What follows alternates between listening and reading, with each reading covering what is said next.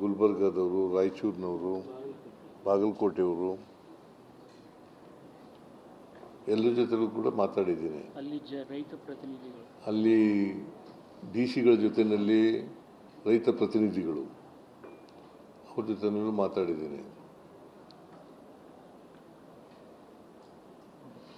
ಅವ್ರದ್ದೆಲ್ಲ ಅಭಿಪ್ರಾಯಗಳನ್ನು ಕೇಳಿದ ಮೇಲೆ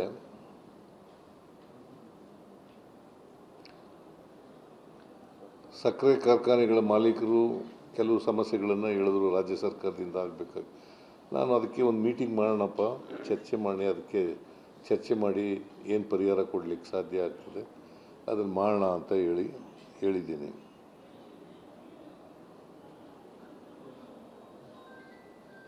ರೈತರು ಅವ್ರ ಸಮಸ್ಯೆಗಳನ್ನು ಹೇಳಿದ್ದಾರೆ. ನಮಗೆ 3,500 ಕೊಟ್ಟರೆ ಇದಲ್ಲದೆ H&T harvesting and transport cost ಅಲ್ಲದೆ 3,500 ಕೊಡಬೇಕು ಅಂತ ಅವರು ಅಭಿಪ್ರಾಯ ವ್ಯಕ್ತ ಮಾಡಿದರು.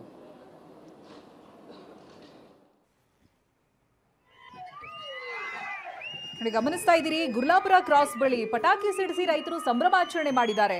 ಇತ್ತ ಸಿಎಂ ಸಿದ್ದರಾಮಯ್ಯ ಸುದ್ದಿಗೋಷ್ಠಿಯಲ್ಲಿ ಸಭೆಯಲ್ಲೇ ನಡೀತು ಅನ್ನೋದನ್ನ ಹೇಳ್ತಾ ಇದ್ರು. ಜೊತೆಗೆ 3,300 ರೂಪಾಯಿ ಟನ್ಗೆ ಒಪ್ಕೊಂಡಿರೋದಾಗಿಯೂ ಕೂಡ ಹೇಳಿದ್ರು. ಅದರ ಸಂಭ್ರಮ ಯಾವ ರೀತಿಯಾಗಿ ಆಚರಿಸ್ತಾ ಇದ್ದಾರೆ ನೋಡಿ ರೈತರು. ಗುರ್ಲಾಪುರದ ರೈತರ ಸಂಭ್ರಮ ದೃಶ್ಯದಲ್ಲಿ ಗಮನಿಸ್ತಾ ಇದ್ದೀರಿ. ಬೇಡಿಕೆ ಈಡೇರ್ತು ಅನ್ನುವಂಥ ಖುಷಿ ಅವರಲ್ಲಿ ಕಾಣಬಹುದಾಗಿದೆ. ಇನ್ನಷ್ಟೇ ರೈತ ಮುಖಂಡರು ರೈತರುಗಳಿಗೆ ಮಾಹಿತಿಯನ್ನು ತಲುಪಿಸಬೇಕಿದೆ. ಅಷ್ಟರ ಒಳಗಾಗಿ ಗುರ್ಲಾಪುರ ರೈತರು ಸಂಭ್ರಮಿಸ್ತಾ ಇದ್ದಾರೆ.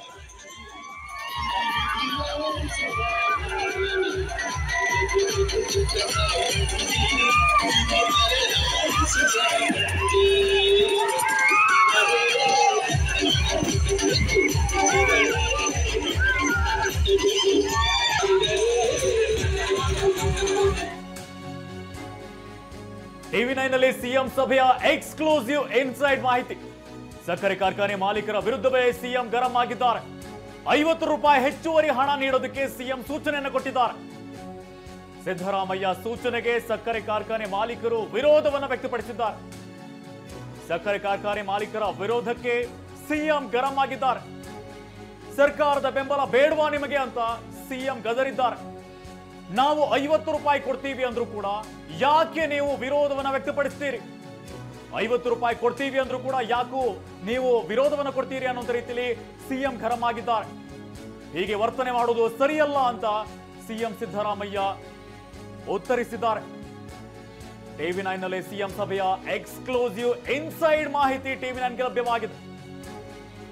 ಸಕ್ಕರೆ ಕಾರ್ಖಾನೆ ಮಾಲೀಕರ ವಿರುದ್ಧವೇ ಸಿಎಂ ಗರಂ ಆಗಿರುವಂತದ್ದು. ಒಂದ್ ಕಡೆಯಲ್ಲಿ ಸರ್ಕಾರ 50 ರೂಪಾಯಿ ಹೆಚ್ಚುವರಿ ಹಣವನ್ನು ನೀಡೋದಕ್ಕೆ ಮುಂದಾಗಿದೆ.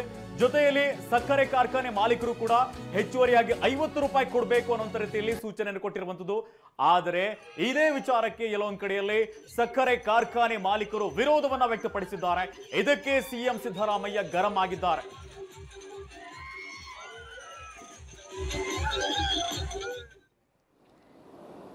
ಅದಕ್ಕೆ ಎಲ್ಲರೂ ಒಪ್ಕೊಂಡಿದ್ದಾರೆ.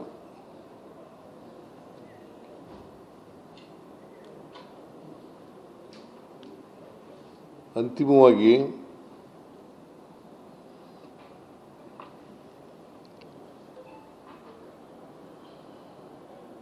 ಎಲ್ಲ ಶುಗರ್ ಫ್ಯಾಕ್ಟರಿಗಳಿಗೆ ಅನ್ವಯ ಆಗೋ ರೀತಿಯಲ್ಲಿ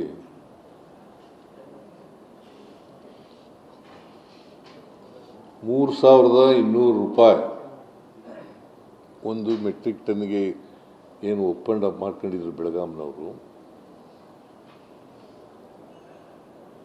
ಅದರ ಜೊತೆಗೆ 50 ರೂಪಾಯಿಯನ್ನು ಶುಗರ್ ಫ್ಯಾಕ್ಟ್ರಿ ಮಾಲೀಕರುಗಳು ಕೊಡ್ತಕ್ಕಂಥದ್ದು,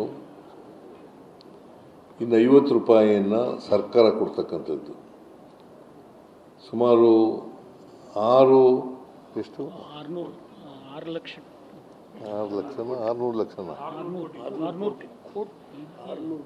ಒಟ್ಟು 300 ಆಗುತ್ತೆ. 6 ಕೋಟಿ 70 ಲಕ್ಷ ಟನ್ ಸರ್. ಅಷ್ಟಾಗೋದಿಲ್ಲ. 6 ಕೋಟಿ 300 ರೂಪಾಯಿ ಸುಮಾರು 6 ಕೋಟಿಗಿಂತ ಹೆಚ್ಚಾಗಬಹುದು. 6 ಕೋಟಿ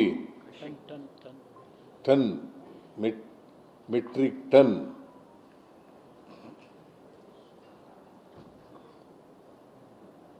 ಶುಗರು ಪ್ರತಿ ವರ್ಷ ಈ ವರ್ಷ ಉತ್ಪಾದನೆ ಆಗುತ್ತದೆ.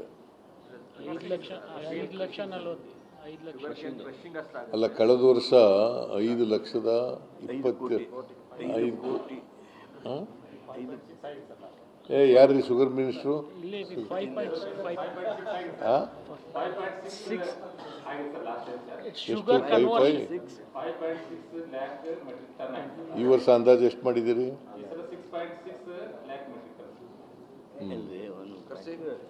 ಇಲ್ಲ ಕ್ರಷಿಂಗ್ 7 ಲಕ್ಷ ಆಗ್ಬೇಕಾಗ್ತದೆ.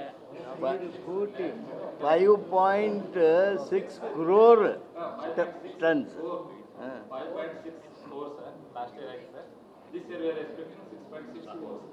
6 crores. ಹೋದ ವರ್ಷ 5.6 crore metric ton sugar conversion ಆಗಿದೆ. ಶುಗರ್ ಕನ್ವರ್ಟ್ ಆಗಿತ್ತು, ಶುಗರ್ ಆಗಿ ಪ್ರೊಡ್ಯೂಸ್ ಆದದ್ದು ಶುಗರು. ಈ ವರ್ಷ ಸುಮಾರು 6 ಕೋಟಿಗೂ ಹೆಚ್ಚು ಮೆಟ್ರಿಕ್ ಟನ್ ಶುಗರ್ ಉತ್ಪಾದನೆ ಆಗ್ಬೋದು ಅಂತಕ್ಕಂಥ ಅಂದಾಜಿದೆ. ಕಬ್ಬು ಕ್ರಶ್ ಆಗುತ್ತೆ. ಕಬ್ಬು ನುರಿಯೋದು ಸ್ವಲ್ಪ ಪರ್ಸೆಂಟೇಜ್ ಹೆಚ್ಚು ಬಂದ್ರೆ ಸಕ್ಕರೆ ಹೆಚ್ಚಾಗುತ್ತೆ. ಅದು ನೋಡಿ, ಅದನ್ನು ಇವ್ರ ಹತ್ರ ತಿಳ್ಕೊಂಡು ಬರ್ಕೊಳ್ಳಿರಿ. ನಾನು ಹೇಳೋದು ನಿಮಗೆ ಸ್ವಲ್ಪ ಹೆಚ್ಚು ಕಡಿಮೆ ಆಗ್ಬೋದು. ಸರಿ ಹೇಳಿದ್ರಿ, ಅಲ್ಲಿ ಕರೆಕ್ಟ್ ಹೇಳಿದ್ರಿ. ಕಬ್ಬ ಶುಗರ್ ಡೈರೆಕ್ಟರು ಇದಾರಲ್ಲ, ಅವ್ರ ಹತ್ರ ತಿಳ್ಕೊಂಡು ಬರ್ಕೊಳ್ಳಿ ಕರೆಕ್ಟಾಗಿ. ಅದು ನೋಡಪ್ಪ, ರಿಕವರಿ ಜಿಲ್ಲೆಯಿಂದ ಜಿಲ್ಲೆ ಬೇರೆ ಇರುತ್ತೆ. ಒಂದೊಂದು ಜಿಲ್ಲೆಗೂ ಒಂದೊಂದು ಥರ ಇದೆ. ಕಾವೇರಿ ಬೇಸಿನ್ನಲ್ಲಿ ಕೃಷ್ಣ ಬೇಸಿನ್ನಲ್ಲಿ ಒಂಥರ ಇದೆ, ಕಾವೇರಿ ಬೇಸಿನ್ನಲ್ಲಿ ಒಂಥರ ಇದೆ, ಆಮೇಲೆ ಮಲಪ್ರಭಾ ಬೇಸಿನಲ್ಲಿ ಒಂಥರ ಇದೆ, ಭೀಮಾ ಬೇಸಿನಲ್ಲಿ ಒಂಥರ ಇದೆ, ತುಂಗಭದ್ರಾ ಬೇಸಿನಲ್ಲಿ ಒಂಥರ ಇದೆ. ಡೀಟೇಲ್ಸ್ ಎಲ್ಲ ಸರ್ಕಾರಿ ಆದೇಶದೊಳಗೆ ಬರ್ತದೆ. ಅದಕ್ಕೆ ಇವೆಲ್ಲ ಹೇಳ್ತೀನಿ, ಸ್ವಲ್ಪ ಡೀಟೇಲ್ ಆಗಿ ಸರ್ಕಾರಿ ಆಜ್ಞೆಯಲ್ಲಿ ಮಾಡ್ತೀವಿ. 50 ರೂಪಾಯಿ ಶುಗರ್ ಫ್ಯಾಕ್ಟ್ರಿಯಿಂದ ಕೊಡ್ತಕ್ಕಂಥದ್ದು, 50 ರೂಪಾಯಿನ ಸರ್ಕಾರ ಕೊಡ್ತಕ್ಕಂಥದ್ದು, ಅಂದರೆ 3,300 ರೂಪಾಯಿ ಪರ್ ಮೆಟ್ರಿಕ್ ಟನ್. 3,300 ರೂಪಾಯಿ ಅಂದರೆ DC ಹೇಳಿರೋ ಪ್ರಕಾರ